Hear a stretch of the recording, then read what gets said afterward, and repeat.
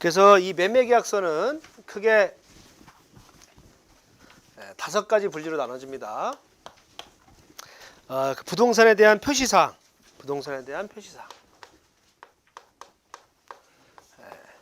그래서 주소라든지 부동산의 이제 면적들 있죠, 층수 이런 게 이제 기재가 되고요.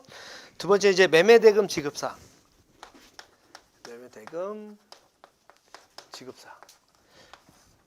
자, 그래서 계약금, 중도금, 잔금을 어떻게 지급할 것인지. 지급할 때 제일 중요한 게 책을 보시게 되면은 이제 72페이지 한번 보시겠어요? 72페이지. 자, 상가빌딩 매매대금은 기본적으로 계약금, 중도금, 잔금 이렇게 해서 3번 나눠서 하죠. 자, 요게 이제 그 비중이 계약금 10%, 중도금 40%, 잔금 50% 이렇게 해가지고 요거를 한 달에서 2달 정도 사이에 이제 납부를 하게 됩니다. 평균적으로. 자, 근데 실무적으로 이제 제가 이제 거래를 많이 시켜보다 보니까, 매매 계약을 많이 해보다 보니까 매수자 입장에서는 10% 40%까지 내고 내가 보장받는 게 아무것도 없어요. 뭐 미국처럼 에스크로가 돼가지고 이게 나중에 내가 이제 문제가 생기면 보장을 받는 것도 없고, 또 이중 매매가 돼도 내가 알 수도 없고, 내가 가등기 같은 걸 해놓을 수도 없고, 그러다 보니까 매수자 입장에서는 계약금을 10% 내고 중도금 없이 어차피 사기로 결정을 했죠. 잔금을 바로 하는 게 좋겠다고 생각이 들었죠. 90%를. 어차피 사기로 마음먹은 거니까. 그래서 뭐 20억짜리인데 10억 주고서 내가 한 달 동안 좀 불안하잖아요. 그죠? 그래서 계약금, 잔금으로 하는 게 좋고, 잔금은 이제 언제 하는 게 좋으냐면, 대출이 이제 기표가 되는데, 최소 이게 2주에서 3주 정도 걸리거든요. 빨리 되면. 그래서 한 달 이내에 하는 게 전 좋다. 이렇게 말씀드립니다. 실무상으로. 그래서 어차피 계약금 준 거면 빨리 회수해서, 확보를 해서 임대사업을 하는 거죠. 그래서 저는 매수자는 중도금 없이 빨리 잔금을 치러서 리스크를 빨리 해지는 게 좋다. 이렇게 설명을 드리고요. 매도자 같은 경우에는 10%, 40%, 50% 일반적인 이제 가격이죠. 근데 이제 어떤 경우에 이제 중도금을 받지 말아야 되냐면, 이제 매수자가, 계약자가 개발하는 회사들 있죠. 시행회사. 그러니까 내가 옆에 있는 땅을 사고 같이 잔금을 치르겠다 이런 분들 계시죠. 그래서 뭐 PF를 받아서 내가 주겠다, 금융을 이제 일으켜서 주겠다 이러신 분들이 계세요. 이럴 경우에는 중도금을 절대 받으면 안 되죠. 왜? 중도금을 내가 1%라도 받으면 중도 계약 해지가 안 되죠. 그래서 계약금만 받고 90% 잔금으로 하는 게 좋다. 그래서 일반적으로는 10%, 40%, 50%지만 10%, 90% 하는 경우가 예외사항이 있다. 이렇게 보시면 될 것 같아요. 자, 그리고 이제 여러분들이 매매 대금을 이제 지급을 이제 하게 되면 그 다음엔 이제는 이제 일반 합의사항 다시 넘어갈게요. 일반 조항 합의사항. 그래서 일반적인 이제 조항들이 제일 있는데, 여기서 이제 제일 중요한 게 이제 책을 한번 보시게 되면 73페이지에 연체 임대료 특약 협상 조항이 있습니다. 연체 임대료. 임대료가 이제 연체가 될 경우에는 단기 임대료 이제 한 달에서 한 3개월, 2개월 정도가 연체가 된 걸 이제 단기 임대료 연체라고 그러거든요. 이럴 경우에는 어떻게 할 것인지, 그 다음에 이제 2개월, 3개월씩 되는 것들은 이제 장기 임대료 연체라 그래서 어떻게 할 것인지 한번 쭉 한번 읽어보시면 될 것 같고요. 밑에 보시면 이제 임대사업 포괄 양도양수 계약서 있죠. 이것도 이제 일반 조항상에서 이제 들어가는 주요한 내용 중 하나라고 보시면 될 것 같고요. 자, 그 다음에 이제 다시 71페이지로 오셔가지고 이제 특약 조항, 조항, 합의사항. 자, 마지막으로 이제는 당사자 인적사항.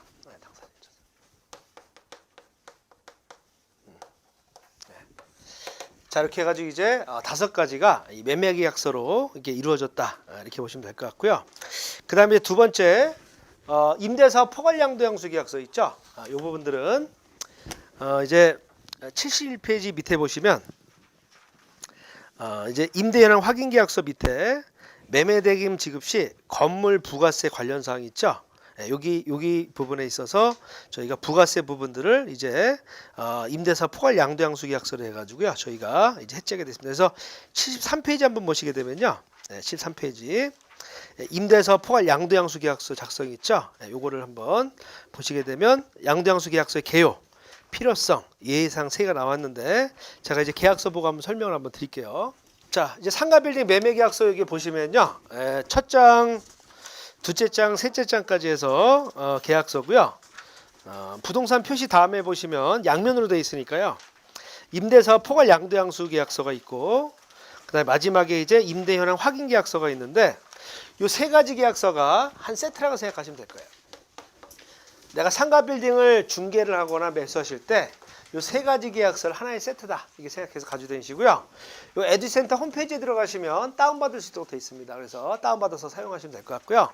제가 이제 매매 계약서부터 좀 설명을 좀 드리면, 이제 매매 계약서는요, 한 장짜리 중개사무소에 쓰는 계약서는 이제 누굴 위해서 만든 계약서냐면요, 우리 중개하시는 분들 수수료 받으라고 만든 계약서예요.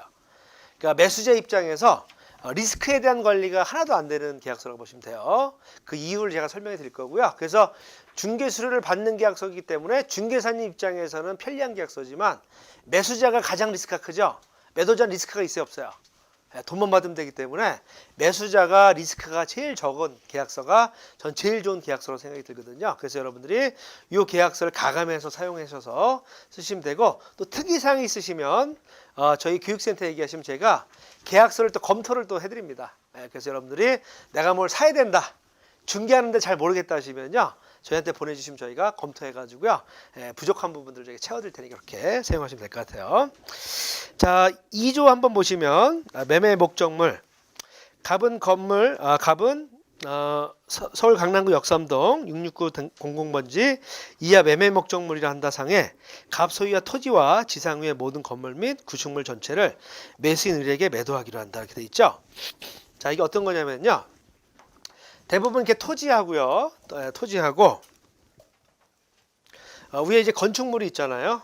그래서 토지와 이 건축물에 대한 면적들을 계약서에 삽입을 하는데, 빼놓는 게 어떤 게 있냐면요, 여기 옆에 1층에 미등기 건물 같은 거 있죠.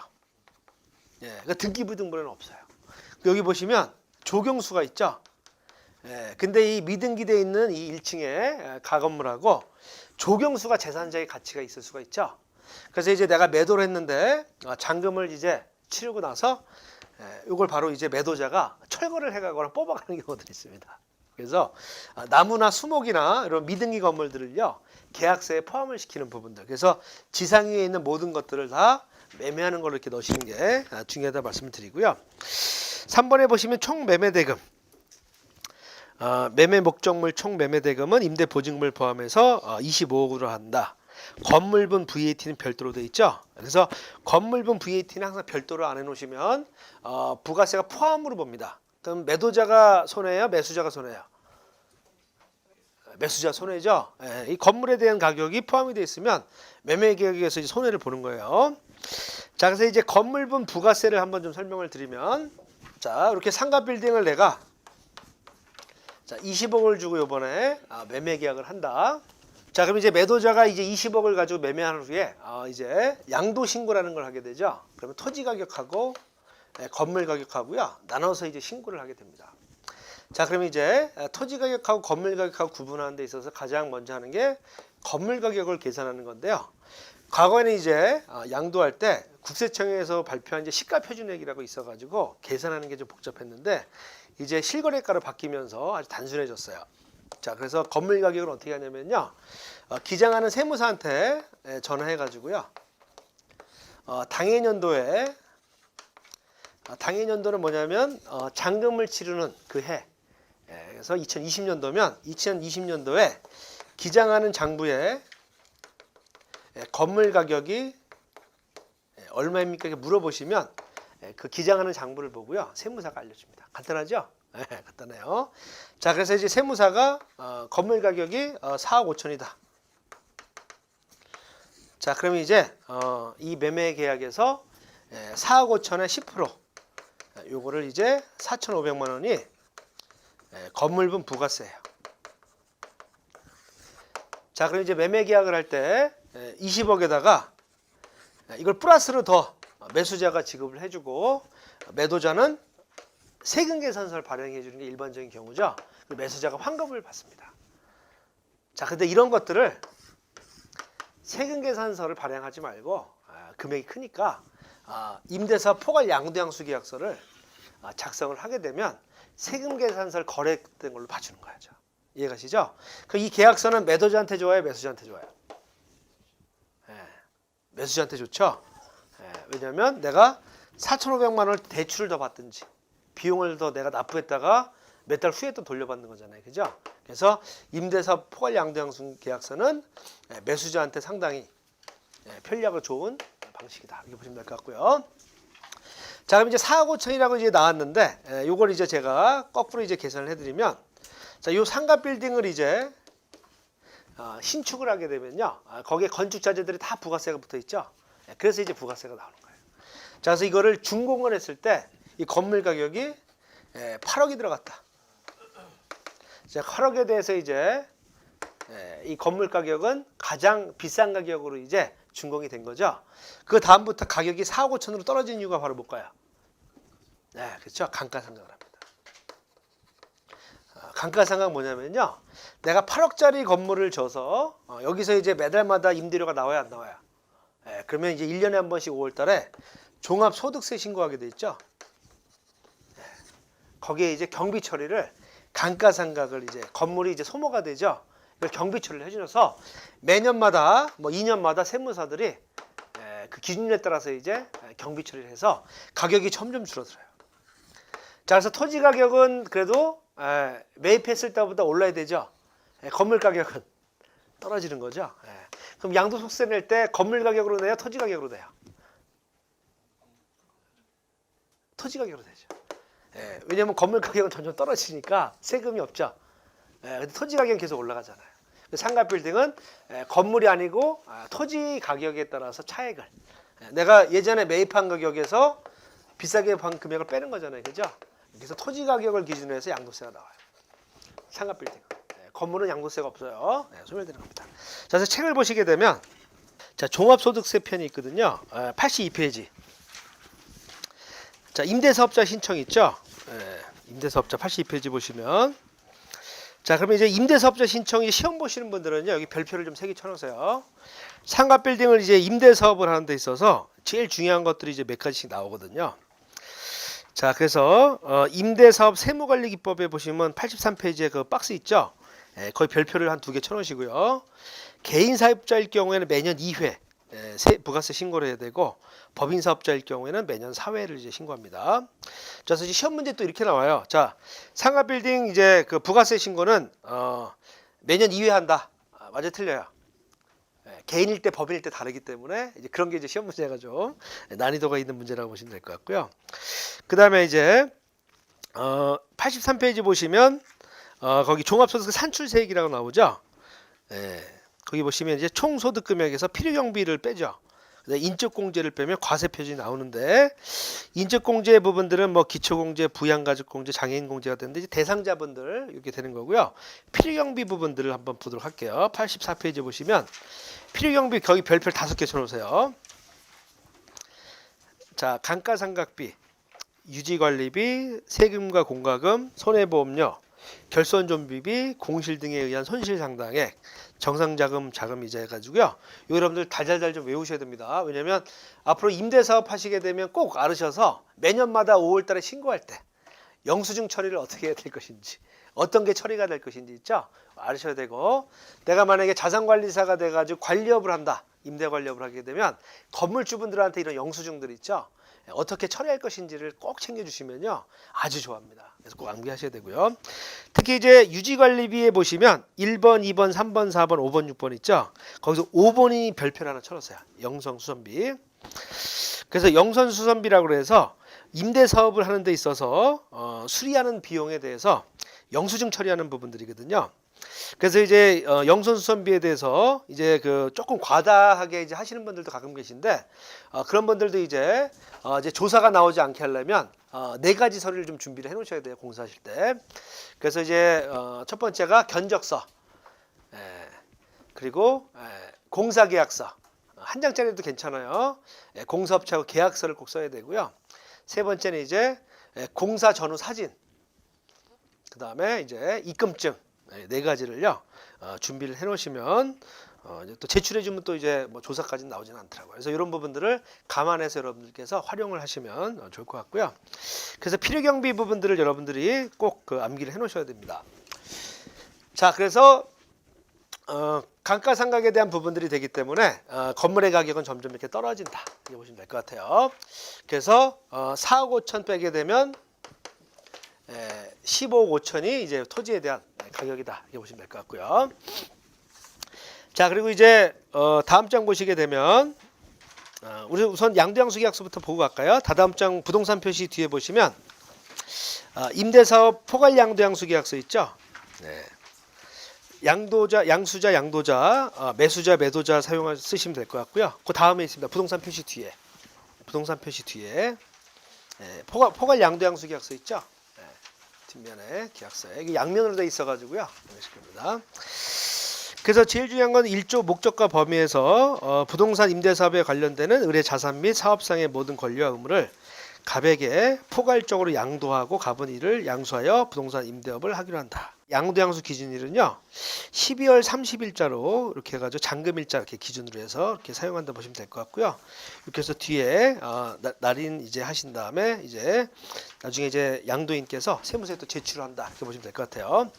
근데 이제 예외 사항이 하나가 있거든요. 이걸 제출해도 나중에 양도자한테 부가세를 또 다시 부과를 시키는 경우들이 있어요. 그래서 73페이지에 보시면 맨 밑에 13페이지 보시면 맨 밑에 별표를 좀 하나 해놓으세요. 만약에 임대사업자 간이가세자인데 일반 사업자로 해서 내가 인선인다 하면 안 돼요. 그건 이제 세금계산서 발행을 해야 돼서 임대사업자 종류가 다르거나 두 번째는 매수자가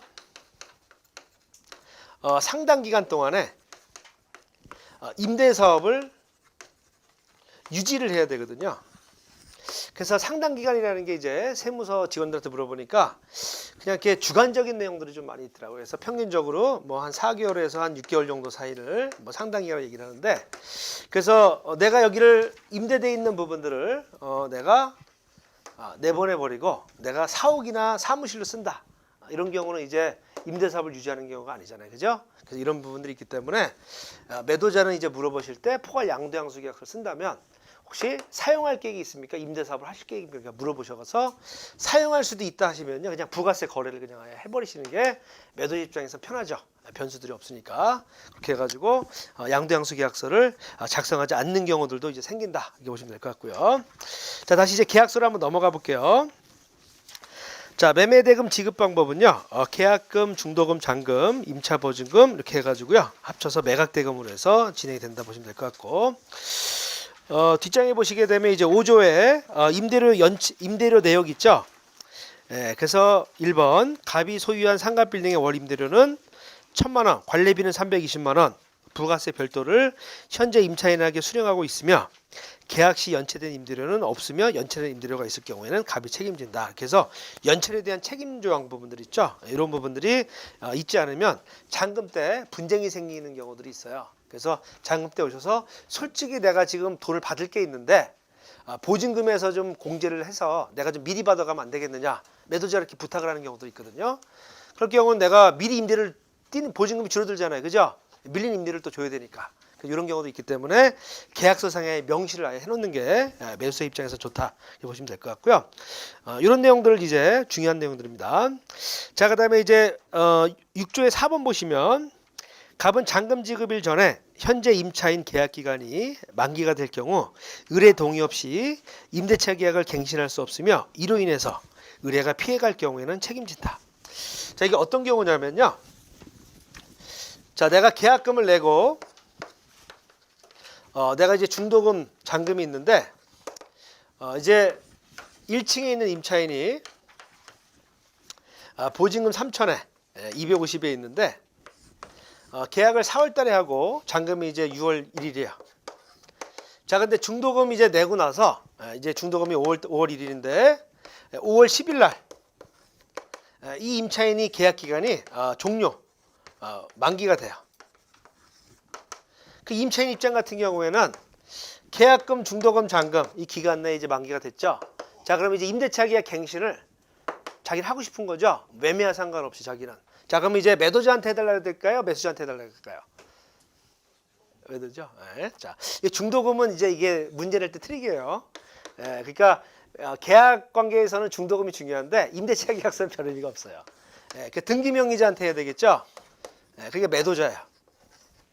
자, 근데 이제 이렇게 해가지고 이제 잔금이 돼가지고 6월 1일인데, 자, 임대차 계약서를 이제 내가 계약 때 이제 확인을 했을 때는 3천에 250인데 잔금 때 계약서를 이제 그 매도자가 가져왔어요. 근데 보니까 3천에 200으로 돼 있어요. 확인을 해보니까 원본을 받으니까. 계약 때 봤던 거랑 다르죠? 그럼 어떻게 해야 되겠어요? 그래서 제일 좋은 게 계약 때 여러분들 확인하신 다음에 사본을 꼭 한번 받으세요. 확인을 다 해놓기가 좀 그러니까 사본을 그냥 다 사진을 찍든지 사본을 받으시고 원본을 돌려줘야 되죠. 사본을 받아놓으세요. 사본하고 잔금 때 비교를 해보니까 임대료가 250이 아니고 200이에요. 이런 경우들이 생기더라고요. 그 이유가 바로 뭐냐니까 왜 다릅니까? 그러니까 매도자가 1층 임차인이 나간다 그래가지고 내가 잡아서 200이라도 잡아놨다. 그럼 어떻게 얘기를 할까요? 확인해야 못해요. 네? 종료가 된 걸 가지고 매도인이 자기가 권리가 있잖아요. 자기 마음대로 결정하는 거죠. 270을 해주면 좋아요, 안 좋아요? 근데 자기 것도 아닌데 올릴 이유가 있어요, 없어요? 그래도 자기가 친한 사람이거나 자기 친척이거나 이런 경우들이 이제 생기더라고요. 계약 기간 안에 계약 기간이 만기가 되는 경우에. 그래서 계약 기간 안에 이 잔금 지급 안에 계약이 종료되는 임대차 계약서에 대해서는 그렇죠? 갱신하지 마라. 이로 인해서 피해 발생인 경우는 이거는 매도인이 책임져야 되겠죠. 그래서 이 조항을요, 여러분들이 임대차 계약서를 보고 내가 잔금 2달 안에 이게 만기가 되는 게 있으면요, 3층 임차인은 갱신하지 마시라고 하든지 아니면 내가 결정하겠다라든지 이렇게 해서 정확하게 고지를 해주시지 않으면요, 임대차 계약 기간도 막 5년으로 막 늘려면 어떡할까요? 많이 있어요. 특히 1층 권리금이 많은 것들 있죠. 나는 임대료를 3%라도 올려야 되는데 10년으로 해가지고 어떨 거예요, 그죠? 그런 변수들이 많이 생긴다는 것들이죠. 왜? 임대사업을 많이 하신 분들은 선수들이거든요. 근데 내가 초보자가 그런 것들이 뭐가 잘못됐는지를 확인을 해볼 수가 없어요, 잔금 때는. 그래서 꼼꼼하게 여러분들이 미리 계약 때 요 금액 확인, 잔금 때 계약서 동일한지도 있다. 제가 다음 시간에 잔금 인수인계할 때 다시 가르쳐 드릴 거예요.